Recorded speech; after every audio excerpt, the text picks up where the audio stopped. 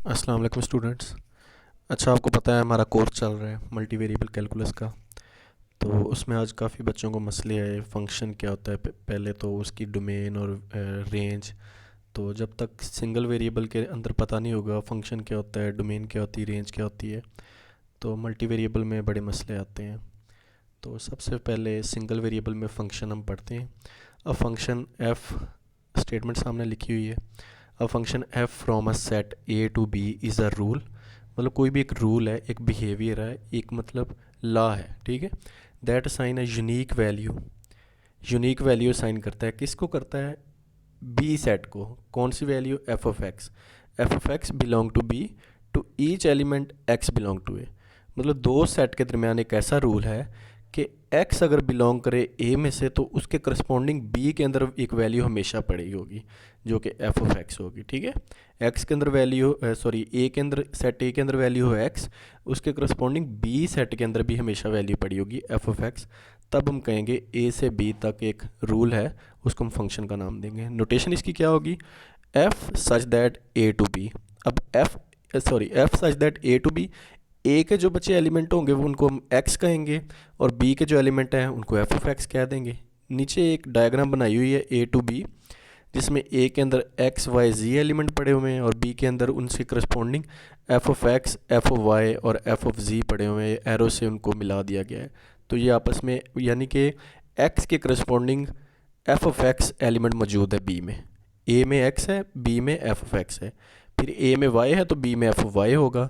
ए में जी है तो बी में एफ ऑफ जी होगा। आगे एक एग्जांपल दी हुई है फंक्शन की, F of X is equal to X के। यहाँ से आपको मज़ीद क्लियर हो जाएगा। एक्स की जगह पे अगर हम वन पुट करें, एफ ऑफ वन आपको पता है वन के इक्वल होता है। मतलब ए के अंदर अगर वन एलिमेंट है, बी के अंदर वन एलिमेंट उसके करस्पॉन्डिंग मौजूद है। आगे डायग्राम भी बनाई हुई है। अगर एक्स की वैल्यू टू पुट करें तो एफ ऑफ टू आपको पता है फोर के इक्वल होता है। यानी ए के अंदर टू हो, बी के अंदर फोर, उसके करस्पॉन्डिंग एलिमेंट पड़ा हुआ है, ठीक है। आपको काफ़ी हद तक फंक्शन की समझ आ गई होगी। अब डोमेन और रेंज पे बात होती है, तो ये बड़ा सेंसिटिव इशू है और इसको बड़े तरीके से एड्रेस किया जाना चाहिए। सबसे पहले डोमेन क्या होती है? Input values that can be put in the function. Can be और कैन नॉट बी, ये बड़ा इंपॉर्टेंट फैक्टर है फंक्शन के अंदर डोमेन के हवाले से। कैन बी के हवाले से दो मोटिवेशन है हमारे पास। पहली मोटिवेशन, नीचे एरो से मोटिवेशन बनाई गई हैं। पहली motivation, the values that avoids complex values, कि डोमेन के अंदर वो वैल्यू इंक्लूड होंगी जो कम्प्लेक्स वैल्यूज़ को एवॉइड करेंगी, ठीक है। अगर तो डोमेन के अंदर वो वैल्यू आ रही हो कि जो कम्प्लेक्स नंबर उसका आंसर आए फंक्शन में पुट करने से, तो हम उसको डोमेन में इंक्लूड नहीं करते। दूसरी, the values that voice infinite number, ठीक है। ऐसी वैल्यू जो इनफाइनाइट नंबर को अवॉइड करें, ठीक है। ये दो रूल हैं बेसिकली हमारे पास कैन बी और कैन नॉट बी के। रेंज, आगे रेंज का ताल्लुक है, उसके बाद दो तीन एग्जांपल हम डिस्कस करेंगे जिसमें डोमेन और रेंज फाइंड की गई होगी। रेंज देखें, the values which can be obtained after putting domain values. मतलब डोमेन की जितनी भी वैल्यू आपने सेट ऑफ डोमेन पहले आइडेंटिफाई कर दिया, उसको पुट करने के बाद जो वैल्यूज़ आपको मिलेंगी वो आपके पास रेंज की वैल्यूज़ होंगी। एक फंक्शन देखें, तीन एग्जांपल दे रहा हूँ, उसमें मेरे ख्याल में रेंज और डोमेन क्लियर हो जाएगी आपके पास। एग्जांपल नंबर वन पे फोकस करें। एफ ऑफ एक्स आपके पास एक्स के इक्वल है। ये कहीं भी फंक्शन, कोई भी ऐसी वैल्यू जिसमें डोमेन में नहीं है कि जिसको पुट करने से आंसर आपका इनफाइनाइट आए या सेट ऑफ कम्प्लेक्स नंबर है, तो इसकी डोमेन भी सेट ऑफ रियल नंबर्स होंगी और इसकी रेंज भी सेट ऑफ रियल नंबर होंगी। ये सब बच्चों को पता है।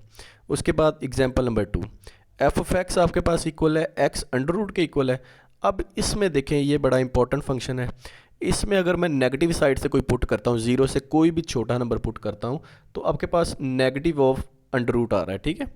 किसी भी नेगेटिव नंबर का अंडर रूट आ रहा है आपके पास, और आपको पता है नेगेटिव नंबर का अंडर रूट आपके पास कम्प्लेक्स नंबर देता है। तो आपने ऊपर बात की है कि कोई भी ऐसी वैल्यू डोमेन में इंक्लूड नहीं हो सकती जो कम्प्लेक्स नंबर दे रही हो। तो हम इसमें माइनस वाले सारे पार्ट को ही ख़त्म कर देंगे डोमेन से। ज़ीरो से लेके पॉजिटिव इन्फिनिटी तक इसकी डोमेन हो जाएगी, और रेंज वो सारे नंबर ज़ीरो से लेके पॉजिटिव इन्फिनिटी तक पुट करने के बाद जो रेंज हासिल होगी हमें एफ ऑफ एक्स की, वो आपके पास रेंज होगी, वो भी ज़ीरो से लेके पॉजिटिव इन्फिनिटी तक आ जाएगी। एक एग्जांपल नंबर थ्री है, F of X is equal to one over X. अब इसमें देखें, इसमें आपने देखना है कि कहीं पे कम्प्लेक्स नंबर तो नहीं आ रहा। कम्प्लेक्स नंबर कहीं पे भी नहीं आएगा। आप बेशक माइनस में से कोई नंबर पुट कर लें, बेशक पॉजिटिव में से कोई नंबर पुट कर लें, लेकिन कम्प्लेक्स नंबर कहीं पे भी नहीं आएगा। सिर्फ एक इसमें एम्बिगेटी आ रही है कि जहाँ पे आप एक्स की जगह पे ज़ीरो पुट करते हैं तो आपके पास फंक्शन अनडिफाइन हो जाता है। मतलब आप सबको पता है 1/0 अनडिफाइन होता है, तो आप इसकी डोमेन में से ज़ीरो को निकाल देंगे ताकि आपकी डोमेन स्मूथली चलती रहे। तो इसकी डोमेन होगी r-0। इसको आप दूसरे तरीके से भी लिख सकते हैं, set of real numbers accept zero. और रेंज बच्चे इसकी ज़ीरो पुट करने के बाद आपके पास अनडिफाइन आंसर आता है इन्फिनिटी। तो रेंज इसकी -इन्फिनिटी से पॉजिटिव इन्फिनिटी तक सारी सेट ऑफ रियल लाइन होगी। ठीक है, इसमें रेंज में कोई ऐसा नंबर नहीं है कि जो सेट ऑफ रियल नंबर में से ना आ सकता हो। तो आई होप ये आपको ये वीडियो में कुछ मसले नहीं होंगे। अगर फिर भी मसले हुए तो आप मुझे बता दीजिएगा। ठीक है स्टूडेंट्स, अल्लाह हाफिज़।